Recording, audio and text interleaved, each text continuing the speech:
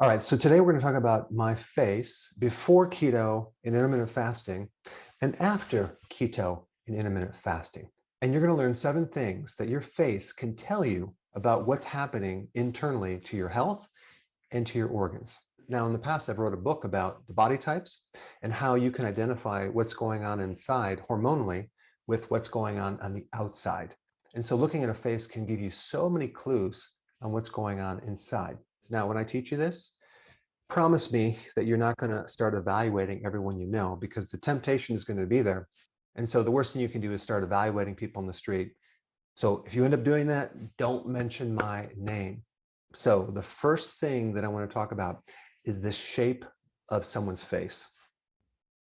Now, before I did keto and intermittent fasting, my face was basically round. It was puffy. It was a bit fatty.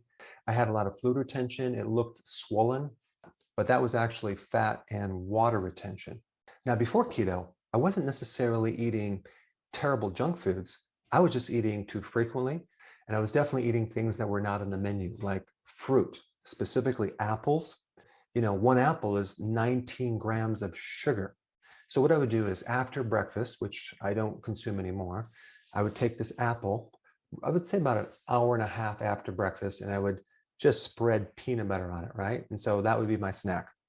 And then at night, I would graze on nuts, the healthy snack, right?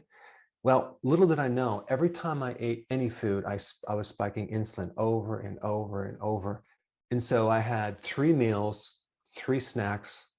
That is 6 spikes of insulin, which kept my body from going into ketosis.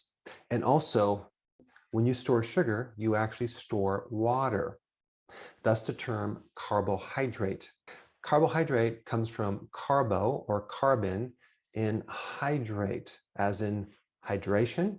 So with every gram of glucose that's stored as glycogen, you're storing 3 grams of water. So carbohydrates make you into a fluid-filled sponge. So you can see in the past, the shape of my face was more round, it was puffy, and basically it just looked fat. So number one, if someone has a round face, they have too much insulin and they are doing too many carbs.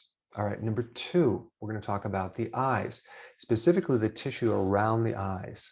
Now, if you look at my face around the eyes, you can see that there's some swollen tissue, okay? It looked puffy underneath the eyes with some darkening underneath the eyes as well. And even the eyelids were a bit thicker. So what's happening? Well, this is more fluid retention. The kidneys, which are severely affected by blood sugars, start to back up, and the tissue around the eyes, especially the puffiness underneath the eyes, is a real good indication that the kidneys are backed up because you're retaining too much fluid. You know, the problem with knowing this information is that you see it all over the place. You observe it in people. And so the temptation is there. You just want to tell them, listen, if you just change your diet, if you got off these carbs, that fluid will go away. But the best thing to do is actually to show them this video, not to evaluate them, because it makes them wrong and they can be upset. And the last thing I want you to do is start a fight with someone over Dr. Berg's video. All right, the next point, number 3, is the actual eye itself, okay? If you look at the before picture of me, you'll see bloodshot eyes. Now, bloodshot eyes is a liver problem usually. It could be lack of sleep. In other videos, I talked about it being a deficiency of vitamin B3 and B2, but that's really just the tip of the iceberg. It's really a problem with your liver. Now, of course, if your blood sugars are off and you're eating a lot of carbs, the liver is going to be fatty. You're going to have decreased liver function. The liver is not going to be able to detoxify that well. In fact, I had bloodshot eyes for years and I just couldn't figure it out. I remember one time flying to San Diego to a seminar held by Bernard Jensen, the guy who put colon hydrotherapy on the map. And so Bernard was doing this seminar and I stayed all day at the seminar. And then at the end, you got a chance to stand in line and get to meet him and ask him questions. And I remember staying in line all day long. And I finally got to meet him, shake his hand, and I asked him, why are my eyes this bloodshot? And he looked at me and he said, I don't know. So a little bit later, I think it was the day after, my wife and I decided to drive to his house, and he lived in this trailer next to this place that had all these monks on this property and an orange grove. And we pulled up. He wasn't there, but we went into his trailer and just bought his colon hydrotherapy self colon cleansing kit. I think it was called a colema, which is a combination between a colonic and an enema. And so that was the start of my colon cleansing phase, which didn't ever seem to help because colon cleansing doesn't fix your blood sugars. It doesn't fix your diet. It just keeps cleaning you out. But then you go right back to the same old, same old. But anyway, I had a combination of bloodshot eyes, and I had severe irritation on the inside of my eyelids. It felt like sandpaper, okay? So my eyes were dry and red, but the inside of my eyelids were completely red and irritated. Now, looking back at that, that was a severe blood sugar situation. I was going right into diabetes, and I didn't know it. But you can see in this picture, I had bloodshot eyes, and that is liver stress. If I recall, even way before that, I think this is my late 20s, early 30s, for breakfast, I would be consuming a huge muffin or a donut or cereal, and I had no concept that that was creating a problem. And even after that, I think there was a phase where I was trying to sleep, so I would do ice cream every night before I go to sleep. So of course, I had my share of carbohydrates, and that was a big problem with the eyes. Your eyes have a lot of receptors for insulin, and it is a main target that insulin and blood sugars will affect. All right, number 4, okay, underneath my chin, I had fat underneath my chin. Now, this is just a spill off of accumulated fat, because when you fill up the fat cells, then it starts spilling off into other places. The first place that someone stores carbohydrates as fat is in the liver, okay? And that fills up, and then it starts spilling off into the organs. And so you get this little gut. And by the way, I had a pizza crust, okay, in my midsection. But as the fat starts building up, it starts accumulating in your face, underneath your chin. And that doesn't just affect how you look, but that fat is also accumulating in the back of the throat and the back of the sinuses. And this is one of the reasons why people have sleep apnea and they snore. And so again, if you see someone with a thick neck, they probably have sleep apnea and they probably are doing too many carbs. All right, number 5 and 6 have to do with the texture of your skin. My skin was very oily. Now, oily skin is a situation where your oil glands are producing too much oil. They're called sebaceous glands, and the oil is called sebum. And so what's behind that? Too much androgens. Androgens are the male hormone. Now, the question is, why is the body making too much androgen? And the clue to figure this out is to look at a condition called PCOS, polycystic ovarian syndrome. In PCOS, which occurs only in females, you have this huge overproduction of androgens. And what's behind that is too much insulin. So insulin makes your androgens go too high. And if you've been watching my videos, you know what causes too much insulin. It is too many carbohydrates. So we're coming full circle to these darn carbohydrates again. Now, what I'm going to say next is a little confusing, so just bear with me. One of the minerals that they use in skin cream for oily skin is zinc. And so zinc is really good for your skin. Now, here's the confusion. Zinc also increases your androgens. Now, wait a second. I thought androgens cause sebaceous glands to cause more oil production. Why would we want to take more zinc to produce more androgens? Well, the answer to that is that zinc helps balance estrogen, okay? If you're low in androgens, it raises it.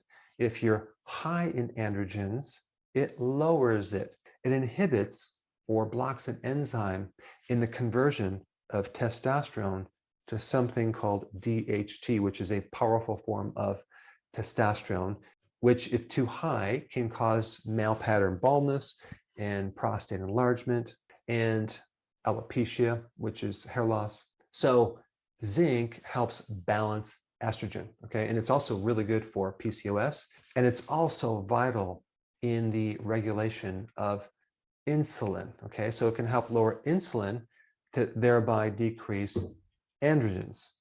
Does that make sense? And as a side note, you become deficient in zinc when you consume too many carbs. So there's that relationship as well, because too many carbs, too much insulin, zinc deficiency. And then you start producing too much of the wrong testosterone, which is DHT. Now, as another side note, if you're deficient in zinc, you can also develop what's called hypogonadism, which is a situation where your testicles are atrophied, you're not producing enough testosterone, and also low zinc can lead to low sperm count. But overall, zinc can help balance testosterone, and it can also prevent the overproduction of estrogen, because it's also involved in inhibiting another enzyme called aromatase. And aromatase converts testosterone into estrogen. So that's something we don't want too much of in both men and women. So zinc can help regulate the amount of testosterone and estrogen you have. So if someone has oily skin, they have either not enough zinc or they have too much androgen coming from too much insulin. All right, the sixth point has to do with this dry, flaky skin. Okay, you see this a lot with people that have dandruff. I had it between my eyebrows, in my eyebrows, on my forehead, these little dry patches. Now, this is a combination of either a liver issue and or too much omega-6 fatty acids. And with me, that was nuts. I was eating a lot of peanuts, peanut butter, and nuts for the entire day. And I wasn't consuming enough of the omega-3 fatty acids. That would be in the fatty fish, sardines, and cod liver oil. Now, the reason I like cod liver oil over some of these other products is because cod liver oil gives you a nice balance of omega-3 fatty acids, as well as vitamin A and vitamin D, because both vitamin A and vitamin D helps you with the dry, flaky skin as well as the oily skin, because vitamin A and vitamin D help you with these dry, scaly patches as well as the oily skin. Now, most of the population is consuming way too many omega-6 fatty acids in the form of soy oil, canola, cottonseed oil. And they're doing it in fast foods. They're doing it in salad dressing. It's in like 9,000 foods at the grocery store. And they're not doing enough omega-3. So they have this major imbalance. So it shows up in the skin. So when you see people with this texture problem in the skin, you know what their diet is composed of. And because this causes a lot of inflammation, they also have a lot of red spots and red rashes, and it creates liver problems and also inflammation in your joints as well. Now, as another side note, if you've ever heard of chicken skin, where you have in the back of the arm or maybe the hips or your buttocks, you have this skin that has these rough little pimples, right, where the hair follicles come out. That's called keratosis pilaris, or chicken skin. So many people have that, and all they really need to do is start taking more omega-3 fatty acids. Cod liver oil is a really good source. All right, the seventh point is acne. If you see someone with acne, you know internally they have too much androgen. Now, as a child, I had terrible acne on my forehead, on my back, and it was devastating because it created a situation that I was withdrawing, I was shy, people make fun of you, and I was always trying to hide it with my hair. And boy, did I try everything. I tried scrubbing the acne because I thought it was dirt, all sorts of creams, and it never helped. It just made it worse. And oh my goodness, if I only would have known that acne comes from too much androgen, which is really too much insulin. And I was a total carbo junkie back then.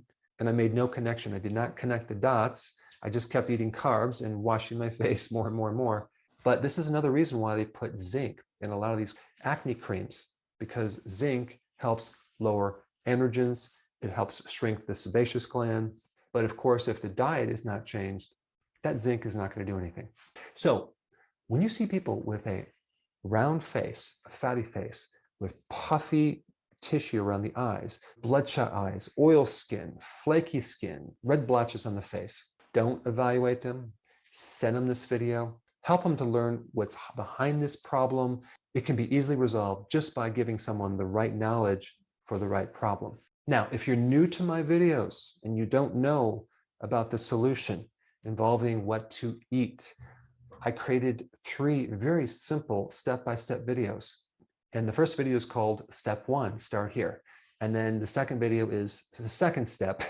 And the third video is the third step. And I attached this link to a playlist, which is down in the description. So click the button below and learn how to get started so you can transform your face into something that you want with just simple knowledge of what to eat.